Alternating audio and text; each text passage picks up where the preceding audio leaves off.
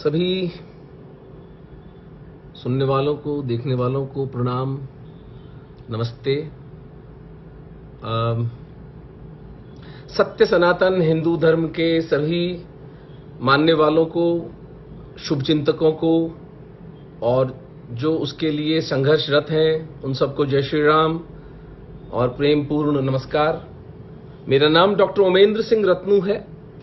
मैं व्यवसाय से चिकित्सक हूं। जयपुर राजस्थान में अपना एक अस्पताल चलाता हूं और शुरू से सनातन धर्म की सेवा में रुचि रही है।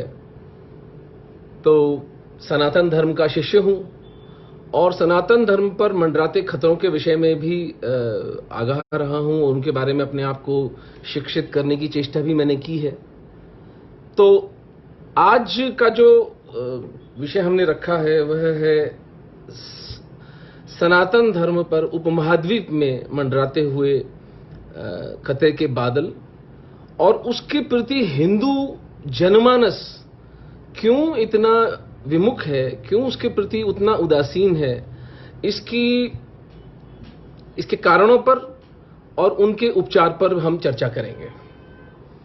जो बात मैं आपसे करने वाला हूं वह एक एकेडमिक बात अवश्य है कि उसको पूरा विद्या के रूप में, एक सत्य के रूप में, एक शोध के रूप में मैंने जाना है, लेकिन ये जीवन के अंदर मैंने इसको प्रैक्टिस भी किया है और इसको मैंने अपने जीवन के अंदर उसको ढाला भी है और उतारा भी है।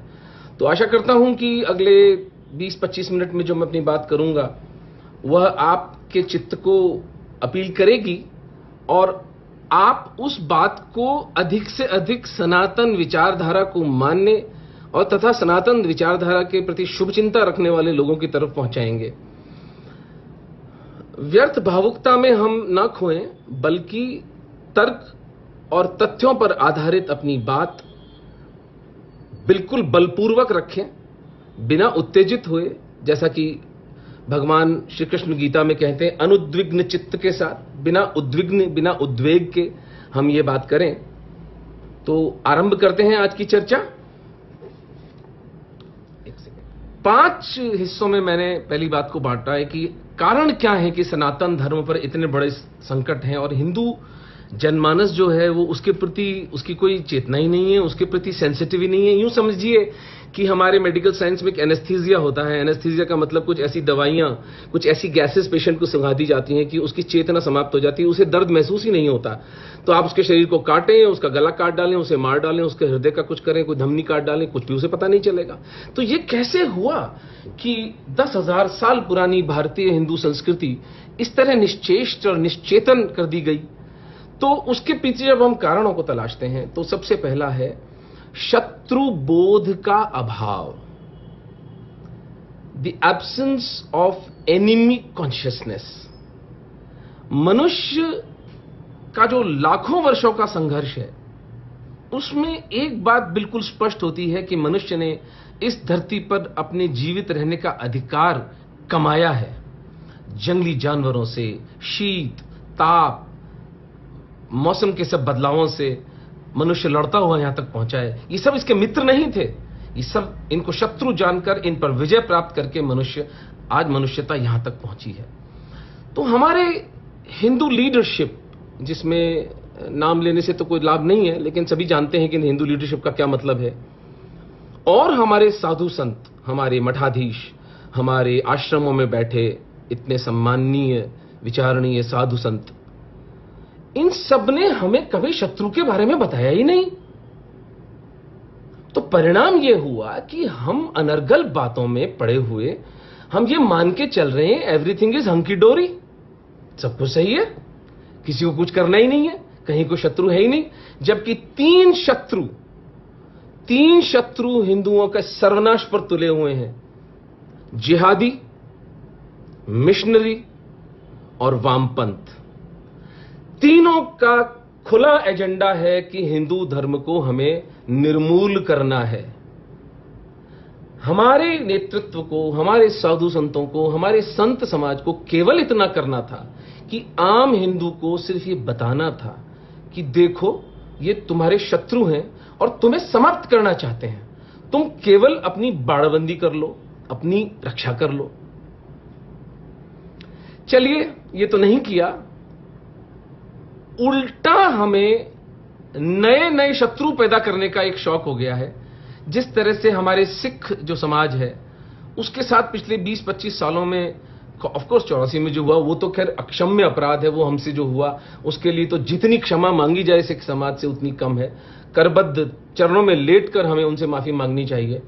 लेकिन हम सिख समाज के ऊपर, सिखों के हम मजाक उड़ाते हैं, हम जोक सुनाते हैं उनके ऊपर। हमारी सबसे वीर्यवान कौम जिसने हमारी रक्षा की राक्षसों से, उसका हम मजाक उड़ाते हैं। हम सोचते नहीं हैं कि एक 5 साल के सिख बच्चे पर क्या बीतती होगी जब उसका मजाक उड़ाया जाता है। तो अब नेपाल ने कुछ किया है तो हम नेपालियों को मजाक उड़ाने लग गए हैं। ऐसे नहीं चलता है।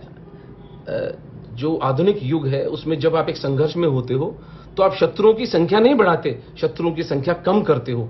3 शत्रु मैं आपको गिना चुका हूं, उससे अधिक इसको ना बढ़ने दें, यही बुद्धिमत्ता होगी। दूसरा, यौगिक सत्यों को जिस तरह से तोड़ मड़ोड़ कर हमारी लीडरशिप, हमारे नेता हमें सिखाते हैं, सर्वधर्म समभाव, जिसको मैं सर्वधर्म वड़ा पाव कहता हूं। सब धर्म एक नहीं है। ये चैलेंज है मेरा कि आप सबकी जो थियोलॉजी है, यानी जो उनकी किताबें हैं, मूल रूप से जो उनकी किताबें हैं, वहां पर हिंदुओं के लिए क्या शब्दावली, क्या उनके आदेश हैं, वे सार्वजनिक रूप से बोल रहे हैं। आप बोलने में क्यों कतराते हैं? तो सर्वधर्म का वड़ा पाव खाना बंद करें, क्योंकि उस वड़ा पाव में किसी निर्दोष हिंदू बच्ची, किसी निर्दोष हिंदू का रक्त मिला हुआ है। आपके सर्वधर्म वड़ा पाव के चक्कर में कोई निर्दोष बच्ची उठाई जा रही है अपने घर से। एक वसुधैव कुटुंबकम, यानी ये कितना बड़ा झूठ हम एक समाज के रूप में अपने आप से बोलते हैं।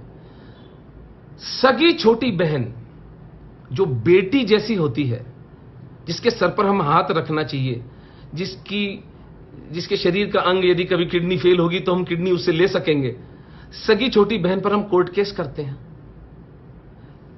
एक पड़ोसी जो सतत आपके सुख दुख में आपका साथी होता है, 6 इंच की जमीन के लिए उससे कोर्टों में 20-20, 30-30 साल तक हम लड़ाइयां करते हैं।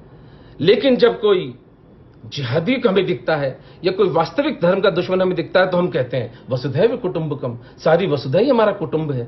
इसको इन्वर्टेड कॉन्शियसनेस, यानी उल्टी चेतना कहते हैं, कि हम अपने वास्तविक कुटुंब को कुटुंब न मानकर जो हमारे शत्रु हैं उन्हें हम कुटुंब माने बैठे हैं। तो ये झूठ एक समाज के रूप में हमें बोलना बंद करना चाहिए। तीसरी बात, इस बात पर मैं विशेष तौर से युवाओं का ध्यान चाहूंगा। बॉलीवुड और क्रिकेट हमारे हिंदुओं के सबसे बड़े शत्रु हैं। उसका कारण है, बॉलीवुड एक नैरेटिव चलाता है, एक अवचेतन मन में हमारे सबकॉन्शियस माइंड को कंट्रोल करता है और हमें ये भ्रम की भांग पिलाया जाता है, सर्वधर्म समभाव। एक बात पूछता हूं आपसे, सोचिएगा, मनन करिएगा इस पर, कि पिछली बार बॉलीवुड में भजन कब बनाया था? अली मौला, ये वो सब गाने तो बनते रहते हैं, सूफी गानों के माध्यम से हमारी चेतना को भरमाया तो जाता है। हिंदू भजन, एक हिंदू देवी देवता की यशोगान के लिए, उसकी महिमा मंडन के लिए कोई भजन कब बनाया गया था? स्मरण आए तो बताइएगा। हम प्रेम और घृणा भी अब उधार करने लगे हैं। हमारे संतों का, अवतारों का आदेश था कि संसार माया है। तो जब ये जीवित संसार, हम खुद हाड़ मांस के बने हुए माटी के पुतले हैं, हम स्वयं बॉलीवुड के पर्दे पर जाकर झूठ प्रेम, झूठ घृणा और झूठा देश प्रेम नचाकर आते हैं, तो ये हमें सोचना पड़ेगा कि हमारी अवचेतन मन को जो चीज कैप्चर की जा रही है वो हमारे हित में है या नहीं है। 635 लोग इस देश में प्रतिदिन आत्महत्या करते हैं, लेकिन एक लड़का कोई बॉलीवुड का कोई आत्महत्या कर लेता है और यहां बवाल मच जाता है। यहां मध्यम मिडिल क्लास की जो औरतें हैं वो ऐसे मातम मचा रही होती हैं जैसे कोई देश का सैनिक वहां जाकर के किसी को शहीद हुआ हो। ये तो हमें सोचना पड़ेगा कि हमारी चेतना का किस हद तक ह्रास हो चुका है और क्रिकेट पर क्या कहूं मैं अपने मित्रों से। क्रिकेट अब क्रिकेट रहा नहीं, एक खेल था। वैसे तो बहुत बोरिंग सा खेल है, 5 दिन तक चलाना, और वो अब उसको 20 ओवर तक भी इन्होंने किया है। लेकिन जरा अपना बुद्धि हम काम में लें। लार्जर देन लाइफ इमेज हम क्रिकेट स्टार्स की बना देते हैं। क्या मौलिक कंट्रीब्यूशन है इनका समाज के अंदर। क्रिकेट पे जो अरबों रुपए का सट्टा जाता है वो अंडरवर्ल्ड को जाता है। क्रिकेट पर जो पैसा व्यर्थ बर्बाद किया जाता है वह सनातन धर्म में कितना काम आएगा अगर हम किसी अनाथ आश्रम को या किसी हिंदू धर्म की किसी रक्षा के लिए उस पैसे को लगाएंगे। तो इस पर समाज सोचे कि बॉलीवुड और क्रिकेट हमारे शत्रु हैं और हमें इसका बहिष्कार करना चाहिए। चौथी बात, हमारा बिगाड़ किसने किया। जो हमारी शत्रु बोध की जो समाप्ति हुई वो संत और हमारे नेतृत्व की तो भूल है ही, लेकिन हमारी शिक्षा प्रणाली जो कहती है कि एक पैराग्राफ में महाराणा प्रताप सिमट जाते हैं और 5 पन्नों का वो अकबर जो कि इस तरह का घटिया आदमी था वह उसके बारे में महिमा मंडन चलता है।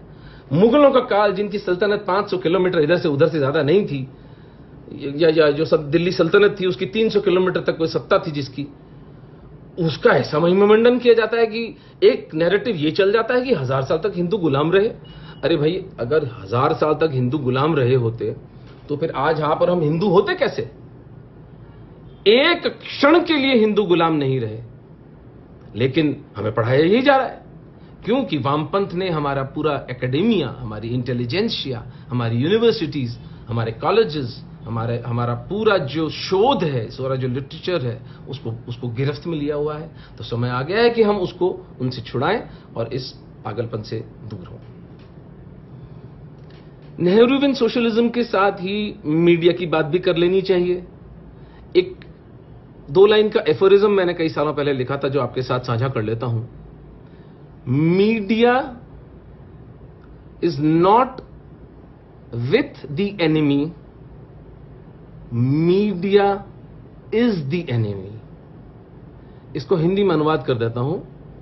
मीडिया हमारे शत्रुओं से मिला हुआ नहीं है, मीडिया ही हमारा शत्रु है। मैं पिछले 10 साल से पाकिस्तानी हिंदुओं और सिखों के साथ काम कर रहा हूं। मेरी एक संस्था है निमित्तकम के नाम से, जिसमें हम लगभग 10,000 हिंदुओं को, सिखों को पिछले 6 साल में वहां से निकालने में सफल हुए हैं। सिटीजनशिप अमेंडमेंट एक्ट, नागरिकता संशोधन विधेयक हमारी बरसों की साधना का परिणाम था और वो एक बहुत दबे, कुचले, पिटे, सताए, रुलाए हुए लोगों के लिए एक बहुत बहुत करुणापूर्ण कदम था मोदी सरकार का। And it was very well thought out also.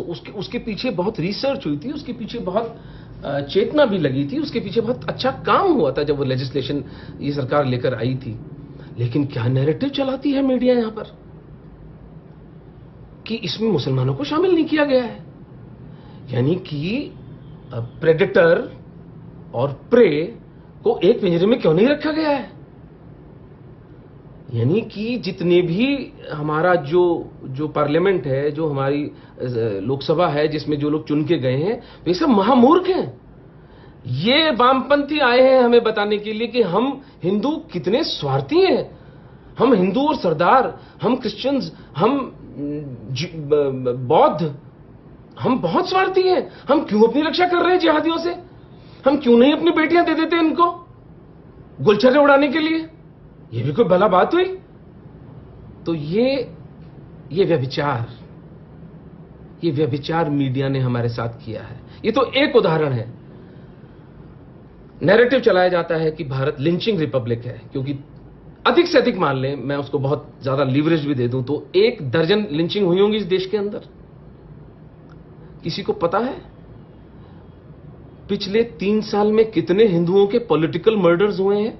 100 से अधिक हिंदू पॉलिटिकल मर्डर्स के रूप में मारे जा चुके हैं, जिनके नाम, पते और गांव में आपके साथ साझा कर सकता हूं यदि किसी की रुचि हो तो। लेकिन कहीं कोई चर्चा नहीं होती। वो हिंदू चेतना के मन से साफ ही कर दिया गया है। Media is not with the enemy, media is the enemy. इसके बाद मैं एक एकेडमिक सी बात करूंगा आपके साथ में, सब श्रोताओं की, देखने वालों की चेतना मैं अपनी ओर चाहूंगा कि इस बात को बहुत गंभीरता से सुने जो मैं अब आपको बताने वाला हूं। ये ठीक है कि हमारे साधु संतों ने हमें शत्रुओं के प्रति आगाह नहीं किया, हमारा नेतृत्व भी थोड़ा पोचा है, थोड़ा सा भीरू डरपोक किस्म का है, और ये ठीक है कि मीडिया हमारा शत्रु है। लेकिन क्या कारण है कि 100 हिंदुओं से अधिक पिछले 2 साल में मार डाले गए, 100 परिवार उजड़ गए, और हम हिंदुओं को पता भी नहीं है? क्योंकि एक विशेष प्रकार की हिंसा हमारे साथ खेली जा रही है, जिसके लिए मैंने एक एक्रोनिम निकाला है, RULLS, रैंडम यानी अकस्मात। यानी इसका कोई पैटर्न नहीं है, आप नहीं बता सकते कि कब ये हिंसा कौन किसके साथ करेगा। ये बात मैं आपको जिहादी हिंसा के संदर्भ में बता रहा हूं। रैंडम, अनसीजिंग, ये वो हिंसा है जो कभी नहीं रुकी है और कभी नहीं रुकेगी। जब तक कि गज़वाए हिंद पूरा नहीं हो जाता, तब तक ये हिंसा नहीं रुकने वाली, अनवरत ये हिंसा चलेगी। मोहम्मद बिन कासिम द्वारा राजा दाहिर का सर काटे जाने से लेकर आज तक यह हिंसा चलती आ रही है। आकस्मिक, अनवरत, लो लेवल का मतलब हुआ लघु श्रेणी की हिंसा, यानी कोई सी ग्रेड का नेता वहां मार दिया, कोई बी ग्रेड का एक्टिविस्ट वहां मार दिया। इसके पीछे का तर्क यह है, दुश्मन को कभी चैन से मत बैठने दो, इतनी हिंसा करते रहो, लेकिन इतनी हिंसा भी मत करो कि शत्रु इकट्ठा होकर तुमसे लड़ने पर आ जाए।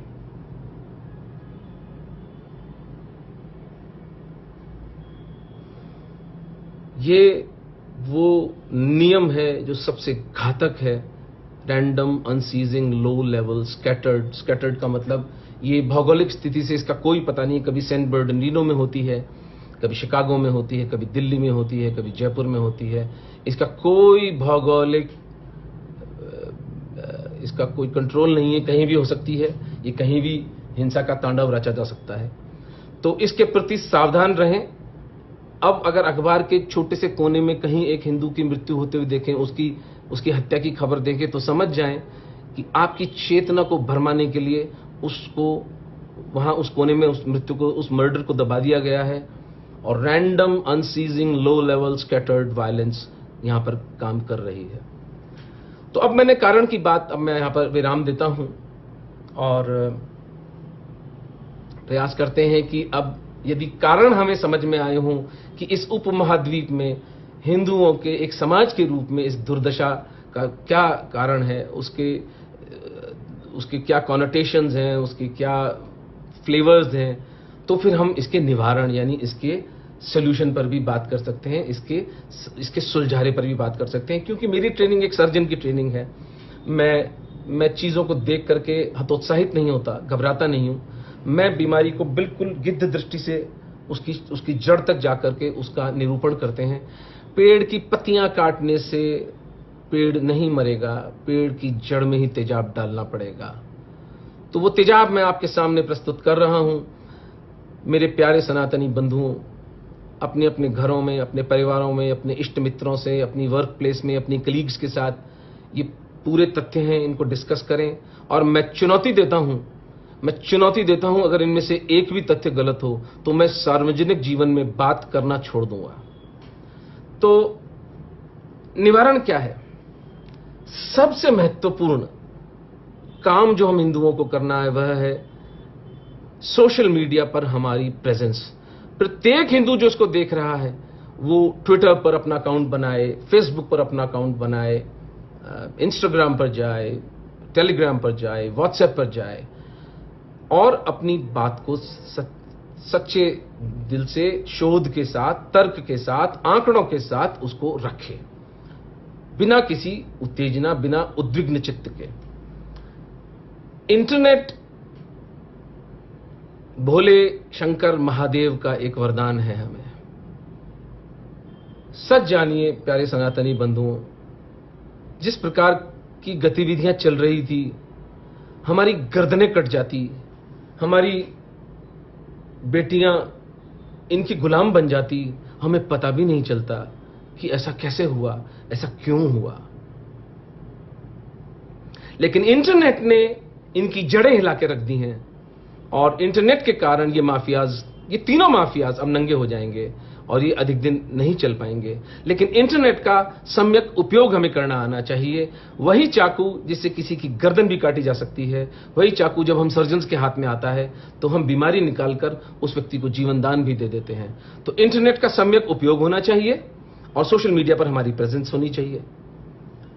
दूसरा जो सॉल्यूशंस की अगर हम बात करें तो हम हिंदुओं को पता नहीं क्या हुआ, शायद एक सिविलाइजेशनल थकान कह सकते हैं कि हम 10,000 साल पुराना एक धर्म है और इतनी विराट उसके अंदर धाराएं हैं, इतनी विराट उसके अंदर कर्मयोग, ज्ञान योग, भक्ति योग, सांख्य, मीमांसा, बुद्धिज्म, जैनिज्म, सिखिज्म, इतने हमारी उसकी शाखा प्रशाखाएं निकली कि शायद हमारा चित्त थोड़ा सा भ्रमित हो गया और हम जिसे अंग्रेजी में कहते हैं आर्ट ऑफ थिंकिंग यानी सोचना भी एक आर्ट है, उसे भुला बैठे। तो उसका एक कारण तो जैसे मैंने आपको निवेदन किया, बॉलीवुड और क्रिकेट के साथ हमारी चेतना जो सतत लगी रहती है। तो आप सोचेंगे कहां से? आपकी सोच को क्रिपल और उसको लकवा मारने का इंतजाम बॉलीवुड और क्रिकेट के रूप में कर दिया गया। लेकिन हम किताबें भी नहीं पढ़ते। हम जब किताबें नहीं पढ़ते, अयान हिर्सी अली ने किताब लिखी है, अली सिन्हा ने लिखी है, डेविड श्राउली ने लिखी है, फ्रैंकोइस गॉथियर ने लिखी है, इवन पुष्पेंद्र कुलशेख जी ने इतनी बढ़िया किताबें लिखी हैं, सनातन धर्म पर इतनी सुंदर सुंदर शोधों की किताबें लिखी हैं। और तो छोड़ें, हम भगवत गीता नहीं पढ़ते। मेरा दावा है कि अभी सुनने वालों के अंदर से अगर किसी से पूछा जाए एक श्लोक भगवत गीता का, तो हम वो एक श्लोक भी नहीं बता पाएंगे। और हम वो भाग्यशाली लोग हैं जिनसे परमात्मा स्वयं आकर बोला है। और सब समाजों में तो किसी को भगवान का बेटा मिला, किसी को भगवान का पैगंबर मिला, किसी को पता नहीं क्या मिला, किसी को कुछ मिला। हमसे तो कृष्ण, हमसे तो 16 कलाओं से संपूर्ण युगावतार, पूर्णावतार भगवान श्री कृष्ण ने सीधे सीधे बात की है, लेकिन हम वो किताब उठाकर नहीं पढ़ते। इससे बड़ा क्या दुर्भाग्य होगा हिंदुओं का कि हम भगवत गीता को खोलकर नहीं पढ़ते, क्योंकि भगवत गीता वो मैनुअल है। भगवत गीता शांति और युद्ध दोनों के समय की वो मैनुअल है जो एक एक बात को खोलकर रख देती है। तो मेरा निवेदन होगा सबसे कि भगवत गीता पढ़ें और अपने इष्ट मित्रों, अपने परिजनों को भी पढ़ाएं। अब मैं अंतिम चरण में अपने बात के आ जाता हूं कि जो हिंदू सनातन धर्म के लिए कुछ करना चाहता है वो क्या करे। उसके 3 लेवल्स ऑफ इंटरवेंशन हो सकते हैं। पहली चीज, नैरेटिव की लड़ाई में आप अपना सहयोग दें। आप किसी भी संगठन से जुड़ जाएं। आप निमित्ते कम हमारा संगठन है, अग्निवीर इतना अच्छा काम कर रहे हैं, इंडिक कलेक्टिव है जो कानूनी लड़ाई लड़ रहा है, पुष्पेंद्र जी हैं इतना अच्छा काम करें, जिसके साथ आपकी ट्यूनिंग बैठे। रवि रंजन सिंह जी हैं जो हलाल पर इतना सुंदर काम कर रहे हैं, हलाल माफिया को पूरा एक्सपोज करके रखा उन्होंने।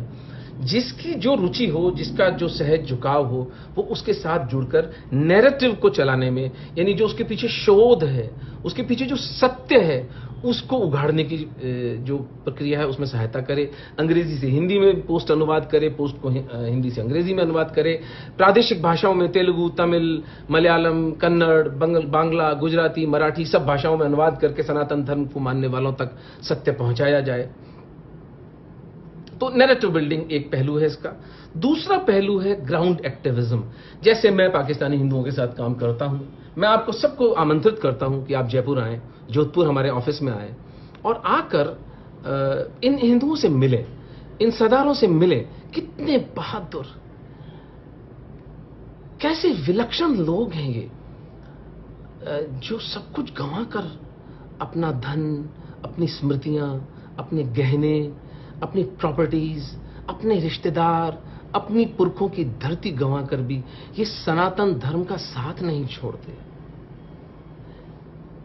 ग्राउंड एक्टिविज्म बिल्कुल अलग बात हो जाती है जब हम जो हिंदू जिसका घर लुटा है, जैसे दिल्ली के दंगों में अभी हमने इतना प्रयास किया कि जिन जिन हिंदुओं की वहाँ पर हत्या कर दी गई थी उनको, उनकी पत्नी या उनके बच्चों तक, उनके परिवार तक हम एक संवेदना का शब्द ही पहुंचाएं, कुछ टोकन मनी भी दिए, लेकिन कुछ उन तक पहुंचे कि हाँ हम यहाँ पर हैं आपके लिए और हम आपके दर्द को अनुभव करते हैं, आपका दर्द हमारा हिंदू समाज का दर्द है। तो ग्राउंड एक्टिविज्म भी करें। और तीसरी बात जिसके साथ मैं अपना व्याख्यान पूरा समाप्त करूंगा, लेकिन जो अब तक की बोली हुई मेरी सब बातों से अधिक महत्वपूर्ण है, और अगर हम 5% लोग भी जो आज सुन रहे हैं और जो देख रहे हैं इसको, यदि वे इस बात को अपने चित्त में धारण कर पाते हैं, यदि वे इस कॉन्सेप्ट को, इस आइडिया को, इस अवधारणा को अपनी सिद्धि बना पाते हैं, तो मैं समझूंगा कि ये प्रयास जो था पुष्पेंद्र जी का और मेरा, ये सफल रहा। देखिए, जब भी आप किसी शत्रु को स्टडी करते हैं तो आप देखते हैं कि उसकी ताकत क्या है, उसकी स्ट्रेंथ क्या है और उसकी कमजोरी क्या है, उसकी शिथिलता कहां पाता है वो। जैसे हम किसी बैक्टीरिया को पढ़ते हैं या कोई वायरस को पढ़ते हैं तो हम उसकी कवरिंग देखते हैं, उसका प्रोटीन कोड देखते हैं, उसकी ट्रांसमिशन का मोड देखते हैं कि ये बैक्टीरिया किस तरह से अपने आप को ट्रांसमिट करता है। तो उसमें कहीं ना कहीं हम उसमें इंटरवेंशन करके उस बैक्टीरिया, उस वायरस को, उस प्रोटोजोआ को, उस फंगस को हम इंटरवीन करके मार डालते हैं। तो आप यदि अपने विधर्मियों की ताकत देखेंगे तो उनकी असल ताकत है फंडिंग। एक समूह के रूप में वे सब एक दूसरे को फंडिंग देते हैं। उसका नाम आप सब लोग जानते हैं, अगर नहीं जानते हैं तो थोड़ा शोध करिए, पता लग जाएगा आपको। मेरा निवेदन यह है कि हिंदुओं को, और मैं ये खास तौर से, विशेष तौर से आरएसएस, विश्व हिंदू परिषद और हिंदू संगठनों से मेरी विनम्र प्रार्थना है कि इस मॉडल को तुरंत इंप्लीमेंट किया जाए, इसको प्रयोग में लाया जाए। वह अवधारणा है धर्मांश की। संसार में 100 करोड़ हिंदू हैं। 99 करोड़ हिंदुओं को इनकी जिंदगी जीने दीजिए, इनको बॉलीवुड के झूठ जीने दीजिए, इनको क्रिकेट में सट्टा लगाने दीजिए, इनको थीम पार्टियां करने दीजिए वीकेंड्स पर, इनको वेकेशंस करने दीजिए। 1 करोड़ हिंदू, यानी 1% हिंदू समाज पूरे विश्व में जो आज जी रहा है, उस तक अगर हम धर्मांश की बात पहुंचाएं कि वो 100 रुपए प्रति माह किसी भी हिंदू संगठन को दे, चाहे निमित्त एकम को दे अगर उसको पाकिस्तानी हिंदुओं सरदारों को निकालने में रुचि हो तो, चाहे अग्निवीर को दे अगर उसे धर्मांतरण रोकना है, चाहे वो पुष्पेंद्र जी को दे, चाहे वो इंडिक कलेक्टिव को दे अगर वो जो लीगल वॉरफेयर वो लोग चला रहे हैं, चाहे वो संगम फाउंडेशन है जो इतनी सुंदर सुंदर लेक्चर्स मेरा मित्र राहुल वो करता है, और कोई भी जो भी लोकल आपका हिंदू संगठन हो, चाहे संघ को दें, आरएसएस को दें, चाहे विश्व हिंदू परिषद को दें, प्रत्येक हिंदू, संसार में रहने वाला प्रत्येक हिंदू 1 महीने 100 रुपए हर महीने धर्मांश का दान देगा। जब 100 करोड़ रुपए का फंड हमारे पास आ जाएगा तो हम वो हिंदू वॉर रूम एस्टेब्लिश कर पाएंगे, जहां से फिर हिंदुओं को सिखों को लड़ाने का जो नैरेटिव चलता है, हिंदुओं को और हमारे दलित सहोदरों को आपस में लड़ाने का जो नैरेटिव चलता है, हमारे अपर कास्ट को जो बरगलाने का नैरेटिव चलता है, जो पूरा एक हमारे समाज के अंदर एक अफरा तफरी, एक कैओस, एक एनार्की टाइप माहौल बनाया हुआ है। कहीं इंडस्ट्रियां बंद हो रही हैं, वामपंथ अपना अलग एक नंगा नाच नाच रहा है, जिहादी हत्याएं कर रहे हैं, मिशनरी गांव के गांव आंध्र में और तमिलनाडु में कन्वर्ट कर रहे हैं। तो इस सब के प्रति जब तक 1% हिंदू समाज, मैं ज्यादा की अपेक्षा नहीं करता, अधिक की अपेक्षा करे बिना निवेदन कर रहा हूं, 1% हिंदू समाज यदि 100 रुपए प्रति माह देगा और 100 करोड़ रुपए का फंड यदि एकत्रित करेगा तो 5 साल के अंदर सनातन धर्म विश्व गुरु बनेगा। ये मेरा वचन है आपको। इस पर आपने सब इतने प्रेम से मेरी बात सुनी, सनातन धर्म के ऊपर मंडराते हुए खतरों के बारे में, उनके कारणों, उनके निवारण पर मैं 2 बातें पुनर्इंगित करना चाहूंगा। सबसे पहले random, unceasing, low level, scattered violence, अकस्मात, अनवरत, लघु स्तर की व्यापक हिंसा, वो हिंसा है जो हमें मार डाल रही है। चाइना ने अटैक किया, 20 सैनिकों को मार डाला, हमारी आर्मी बदला ले लेगी। लेकिन जो लघु श्रेणी की हिंसा है, एक हिंदू को यहां मार डाला, एक का घर वहां उजाड़ डाला, एक की गुमठी वहां जला दी, एक बच्ची को वहां से उठा लिया, इस लघु हिंसा का उत्तर हमें एक समाज के रूप में ढूंढना होगा, क्योंकि यही हिंसा हमें खत्म कर रही है। ये एक स्लो पॉइजन की तरह है जिसके प्रति हम पूरी तरह से अपनी इम्यूनिटी, अपने शरीर की प्रतिरोधक क्षमता को नहीं जगा पा रहे हैं। और दूसरी अवधारणा है धर्मांश की, जिसके साथ मैं आपको छोड़ता हूं। अब धर्मांश दें, जब तक आप अपने वॉरियर्स को, आप अपने रक्षकों को पैसा नहीं देंगे, जिस तरह परम त्यागी भामाशाह ने हल्दी घाटी के युद्ध के बाद महाराणा प्रताप सिंह जी को अपना पूरा धन दिया था, और महाराणा प्रताप सिंह जी ने हल्दी घाटी के युद्ध की अनिर्णित समाप्ति के बाद बैटल ऑफ दिवेर 7 साल के बाद लड़ा था, और मुगलों को, अकबर की फौज को ठेठ दिल्ली तक भगाया था, और 500 किलोमीटर का मेवाड़ का राज्य पुनर्स्थापित किया था, जिसके कारण आप और मैं आज हिंदू हैं।